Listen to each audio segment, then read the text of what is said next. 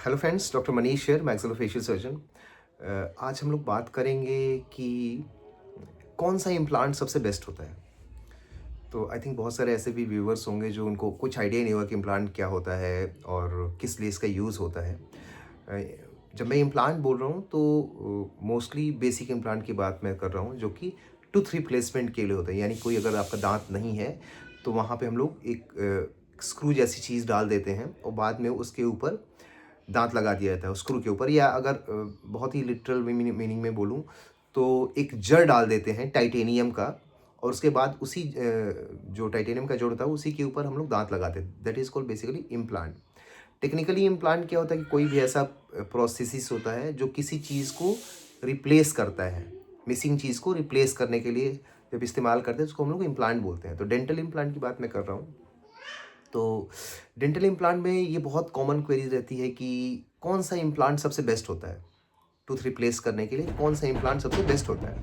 Mainly हम लोग implant क्यों इस्तेमाल करते हैं, क्योंकि कन्वेंशनली जो तरीका है अभी भी दांत रिप्लेस करने का, उसमें क्या होता है कि अगर कोई भी एक दांत, अब मान लीजिए कोई बीच वाला सेंट्रल वाला मेरा दांत मिसिंग है, तो उसके दाएं बाएं या आगे पीछे के दांत को काट के छोटा किया जाता है। अगर किसी ने दांत लगाया हुआ मेरी वीडियो सुन रहे हो तो उनको आइडिया लग रहा होगा।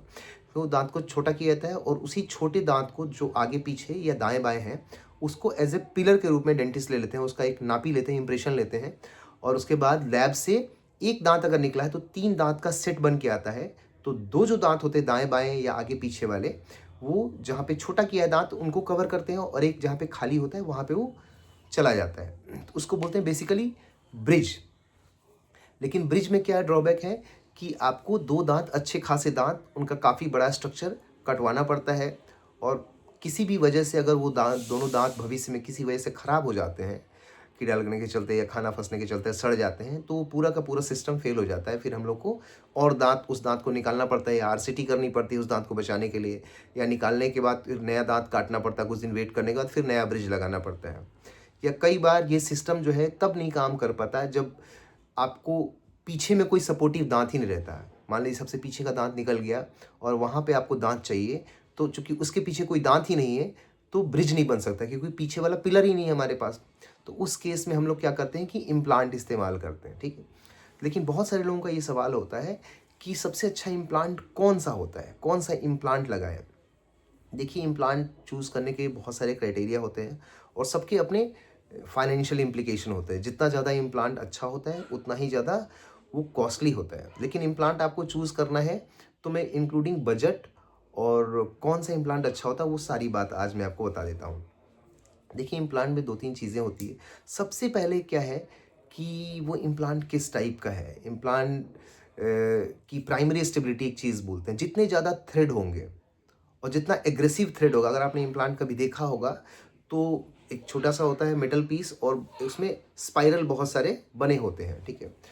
तो जितना ज़्यादा एक्टिव होगा, जितना ही वो थ्रेड शार्प होगा, जितना ही ज़्यादा बड़ा होगा और जितना ही कम दूरी पे एक दूसरे से होगा, उतना ही वो ज़्यादा अच्छा होगा, क्योंकि उसकी प्राइमरी स्टेबिलिटी उतनी अच्छी होती है। दूसरा क्या होता है कि इन ए लॉन्ग रन आपको डेंटिस्ट हमेशा है या सर्जन बोलते हैं कि इम्प्लांट तो मैंने कर दिया, कुछ दिन बाद दांत लगाऊंगा।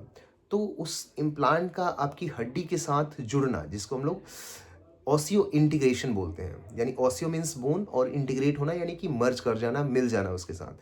तो जितनी अच्छी ऑसियो इंटीग्रेशन होगी उतना ही अच्छा वो इम्प्लांट होगा। तो उसमें इंटीग्रेशन करने के लिए बहुत सारी टेक्निक अपनाई जाती है। उसका सरफेस ट्रीटमेंट किया जाता है, यानी इम्प्लांट का जो बाहर सरफेस दिखता है हम लोग को, उसको किसी चीज़ से ट्रीट किया जाता है। कई बार वो सैंड ब्लास्टिंग हो सकती है या कुछ एसिड डाल के उसके सरफेस एरिया को बढ़ाता है। जितना ज़्यादा सरफेस एरिया होगा उतना ही ज़्यादा हड्डी से वो चिपकेगा। कई बार उसमें कुछ स्प्रे किया जाता है, कैल्शियम हाइड्रोक्सी एपेटाइट उसको बोलते हैं, उसके क्रिस्टल्स होते हैं, ताकि वो और ज़्यादा हाइड्रोफिलिक, यानी कि पानी के साथ उसका इंटीग्रेशन जितना ज़्यादा हाइड्रोफिलिक होगा, यानी पानी से उसको प्रेम होगा, उतना ही ज़्यादा वो बोन के साथ जल्दी इंटीग्रेटेड हो जाएगा।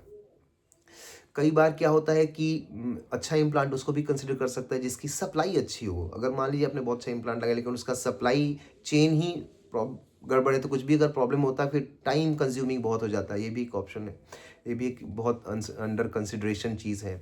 या जो डॉक्टर लगा रहे हैं वो किस टाइप के इम्प्लांट को करने में बहुत अच्छा ट्रेंड है, ये भी एक बहुत मैटर करने वाली चीज़ है कि आप जो चाह रहे हैं वो उनके सिस्टम ही नहीं है, तो फिर आस-पास फिर आप बहुत ज़्यादा दूर जाके मतलब ये सब छोटी-छोटी चीज़ सर्जरी कराएँ, तो वही बहुत प्रॉब्लमेटिक होती है। मान लीजिए कि आप कलकत्ता में रहते हैं, दिल्ली में सर्जरी करा रहे हैं, अब छोटी-छोटी चीज़ के लिए बार-बार जाना-आना, ये भी एक बहुत अंडर कंसिडरेशन वाली चीज़ होती है। तो नॉर्मली जो इम्प्लांट होते हैं, बहुत सारे इम्प्लांट्स हैं मार्केट में, जैसे नोबेल बायो का केयर हो गया, ज़िमर हो गया, ठीक है, स्ट्रॉमैन का इम्प्लांट हो गया या स्विस इम्प्लांट हो गया। तो नॉर्मली ये सब यूरोपियन और मेनली यूएस के इम्प्लांट है। ये जो इम्प्लांट होते हैं नॉर्मली यूरोपियन और यूएस के इम्प्लांट, इनके थ्रेड के जो डिज़ाइन होते हैं बहुत एग्रेसिव होते हैं। नॉर्मली इनका सरफेस जो होता है वो फ्लैट होता है। थोड़ा इनको डालना थोड़ा ट्रिकी होता है नॉर्मली इंडियन या इज़राइली या कोरियन इम्प्लांट की तुलना में। नाम बताऊँगा इन लोकल इम्प्लांट्स की भी।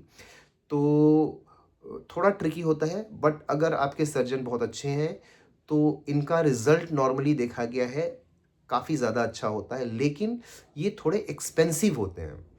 यूरोपियन और यूएस के इम्प्लांट कंपैरेटिवली जो हमारे कोरियन इम्प्लांट होते हैं उससे ज़्यादा महँगे आते हैं। इसके बाद आते हैं कोरियन इम्प्लांट्स। कोरियन इम्प्लांट्स जो होते हैं तुलनात्मक रूप में यूएस और जो यूरोपियन इम्प्लांट होते हैं उससे थोड़े सस्ते होते हैं, जैसे ऑस्टिम हो गया, ठीक है? और ऑस्टिम हो गया या बायो हॉरिज़न आई थिंक नहीं है, ऑस्टिम है और भी है, 2-3 इम्प्लांट हैं मिसिंग दैन में, एक्चुअली मैं ऑस्टिम डालता हूँ मोस्टली। तो इस तरह के इम्प्लांट है जो भी कोरियन इम्प्लांट है, ठीक है? तो सीडब्ल्यूएम हो गया, सीएसएम हो गया, ये सब कोरियन इम्प्लांट्स हैं। तो इन इम्प्लांट्स में जो थ्रेड डिज़ाइन होते हैं वो उतने एग्रेसिव नहीं होते, थोड़े कोनिकल टाइप से होते हैं, तो इनको डालना थोड़ा आसान है। लेकिन एक्चुअली देखिए इम्प्लांट का इवोल्यूशन कैसे हुआ कि जैसे आप यूरोपियन और यूएस के लोगों को देखिए, उनका बिल्ट बहुत लंबे चौड़े होते हैं, तो इनका जो बाइटिंग फोर्स होता है, जब दाँत क्लेंच करते हैं, बंद करते हैं, तो काफ़ी प्रेशर पड़ता है। तो ये ओरिजिनली इम्प्लांट जो है उस पॉपुलेशन के लिए डिज़ाइन्ड थे। लेकिन अब चूँकि ये कॉस्मोपॉलिटन चीज़ हो गई, हर जगह के लोग इम्प्लांट लगा रहे हैं, तो एक मार्केट में वहाँ से इम्प्लांट इम्पोर्ट होके यहाँ भी आ रहा है। तो कोरियन इम्प्लांट उस टाइप के पॉपुलेशन के लिए डिज़ाइन्ड है जो थोड़े शॉर्ट हाइटेड, उस तरह से इवोल्यूशन हुआ है इम्प्लांट का। तो वो भी अच्छे इम्प्लांट होते हैं, लेकिन उतने एग्रेसिव नहीं होते हैं, प्राइमरी स्टेबिलिटी उतनी अच्छी नहीं मिलती इन्हें, लॉन्ग रन उतने रिलायबल नहीं होते जितने कि यूरोपियन और वेस्ट के इम्प्लांट होते हैं, यूरोप के और यूएस के इम्प्लांट होते हैं। थोड़े कंपैरेटिवली सस्ते होते हैं आपको, ठीक है? उसके बाद आते हैं इज़राइली इम्प्लांट जो, ठीक है? इज़राइली उससे थोड़े सस्ते होते हैं आपको कोरियन इम्प्लांट की तुलना में, बट उनकी क्वालिटी थोड़ी-सी और भी इन्फीरियर होती है। उसके बाद इंडियन इम्प्लांट्स आते हैं, ठीक है? इंडियन इम्प्लांट्स थोड़े और आपको सस्ते मिल सकते हैं, बट थोड़ा वही एक रिस्क रहता है कि हाँ, उस क्वालिटी के हैं कि नहीं, ठीक है? तो ये इम्प्लांट के बहुत सारे क्राइटेरिया होते हैं, बट मेरा रिकमेंडेशन हमेशा ये रहता है कि आप हमेशा यूरोपियन या यूएस के इम्प्लांट लगाएँ, क्योंकि एक इन्वेस्ट कर रहे हैं तो अच्छी चीज़ों में इन्वेस्ट होता है, लॉन्ग लाइफ होती है। बहुत सारे इम्प्लांट जो है कंपनीज़ होती है वो रिप्लेसमेंट भी देती हैं कि अगर कुछ होता है इन द मीन टाइम एक खास पर्टिकुलर टाइम पीरियड में, तो वो लोग रिप्लेस भी कर देते हैं, मतलब फ्री में दूसरा इम्प्लांट दे देते हैं। अगर किसी वजह से कुछ ख़राब हो गया तो वो दोबारा डाल सकते हैं, या कंपोनेंट भी बहुत सारा चीज़ इसमें कवर रहता है। बहुत सारी इम्प्लांट कंपनीज़ ऐसा कहती हैं, हालाँकि ऐसा बहुत कम ही होता है कि इम्प्लांट जल्दी ख़राब हो जाए। नॉर्मली अच्छा इम्प्लांट अगर आपने डाला है, तो ठीक, अगर हड्डी है, सब कुछ ठीक है। मैं सर्जिकल एस्पेक्ट की बात नहीं कर रहा हूँ। अच्छा लाइफ़ देते हैं, मतलब नॉर्मली जो फिक्स दाँत लगता है उस वो 8-10 साल के बाद नॉर्मली मानते हैं हम ख़राब हो जाता है। लेकिन इम्प्लांट नॉर्मली अगर अच्छे से डल गया है तो 20, 22, 25 साल भी जा सकता है। लेकिन 10 साल तो आराम से जाता है, उसमें कोई दिक्कत वाली बात नहीं है। इतनी जल्दी इम्प्लांट ख़राब नहीं होते हैं अगर ठीक से डाला गया है तो। तो जो आपके इज़राइली इम्प्लांट होते हैं, वो नॉर्मली जो होते हैं वो थोड़े सस्ते होते हैं कोरियन इम्प्लांट से, और जो इंडियन इम्प्लांट्स होते हैं नॉर्मली और भी सस्ते होते हैं। बहुत सारी कंपनीज़ हैं इंडियन इम्प्लांट्स के भी, इज़राइली इम्प्लांट्स के भी, ठीक है? तो आपको अगर लगाना होगा तो जो भी कंसर्न डेंटिस्ट होंगे या आपके सर्जन होंगे, मोस्टली इम्प्लांट हमेशा आपको preferably, I am not saying, फिर बोलेंगे बहुत सारे लोग कि सर्जन की बात हमेशा करते हैं, ऐसा नहीं, डेंटिस्ट नहीं करते, डेंटिस्ट कर सकते हैं नॉर्मली। बट मेरा जो अपना पर्सनल एक्सपीरियंस है, नॉर्मली कम ही डेंटिस्ट बहुत अच्छे से ट्रेंड होते हैं, उस लेवल की मैं बात कर रहा हूँ। तो लेकिन वो भी है कि बात है कि वो थोड़ा सस्ता इलाज करते हैं।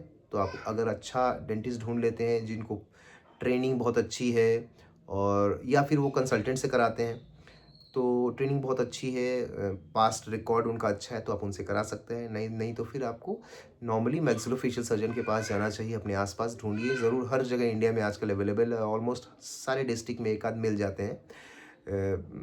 बिहार के बाहर तो मिल ही जाते हैं, बिहार में थोड़े कम है अभी भी काफ़ी। तो आप मैक्सिलोफेशियल सर्जन सर्जन ढूँढिए, या आप प्रोस्टोडोंटिस्ट ढूँढ सकते हैं, वो भी इम्प्लांट करते हैं, ठीक है? But surgery preferably maxillofacial surgeon करे तो ज़्यादा अच्छा रहता है, मेरा ऐसा मानना है और मेरा ऐसा एक्सपीरियंस है, और this is the fact and truth also. तो ये सारी चीज़ें हैं, आपको पता चल गया। कॉस्ट की मैं बात करूँ तो देखिए इम्प्लांट का कॉस्ट बहुत वैरी करता है, डिपेंडिंग कि कई बार उसके साथ एसोसिएटेड सर्जरी अलग से करनी होती है, खाली इम्प्लांट के अलावा भी। उसका पोजीशन क्या है, लोकेशन क्या है, हड्डी कितनी है, क्या एक्स्ट्रा ग्राफ्ट डालना पड़ता है, मेम्ब्रेन डालना पड़ता है, तो वो तो एग्ज़ैक्टली आपको आपके डॉक्टर ही बताएँगे। बट नॉर्मली एक इम्प्लांट का max to max including surgery भी, अगर अगर आपको नर्व लैटेरेशन की सर्जरी नहीं है तो 50,000 से नीचे होता है। बट नॉर्मली विदाउट ग्राफ्ट और कोई कॉम्प्लिकेशन नहीं है, नॉर्मल इम्प्लांट है, तो 25-30 हज़ार में इम्प्लांट अच्छा डल जाता है। दांत का कॉस्ट कुछ लोग, कुछ डॉक्टर्स जो है वो इसमें इंक्लूड करते हैं, कुछ लोग नहीं भी करते हैं, ठीक है? ये प्लेस पे भी वेरी करता है। मुंबई में सेम इम्प्लांट का कॉस्ट अलग होता है, पटना में अलग होता है, दिल्ली में अलग होता है, हैदराबाद में, बिकॉज़ रेंट अलग होता है और सबके स्टाफ के खर्चे अलग होते हैं। कई बार सर्जन बहुत एक्सपीरियंस है तो उनके चार्जेस थोड़े ज़्यादा होते हैं। अब ये आपको डिसाइड करना है कि आपको किनसे कराना है, आप किन पे ट्रस्ट करते हैं, ठीक है? अगर कोई अच्छा सस्ता में अगर आपको डेंटिस्ट अच्छा मिल जाता है तो वो भी कर सकते हैं। रिस्क नहीं लेना चाहते हैं तो आप बहुत अच्छे किसी एक्सपीरियंस सर्जन से करवाइए। अगर फाइनेंशियल प्रॉब्लम नहीं है तो किसी भी कॉम्प्लिकेशन की संभावना बहुत ही कम होती है, और अगर इन केस होता है तो वो उसी कॉस्ट में मैनेज भी कर लेते हैं, या उनके पास रेफरेंस का चांस नहीं कि आपको रेफर होना है, कहीं और जाना है। ऐसी चीज़ें होने की संभावना जो है वो काफ़ी कम रहती है। Thank you.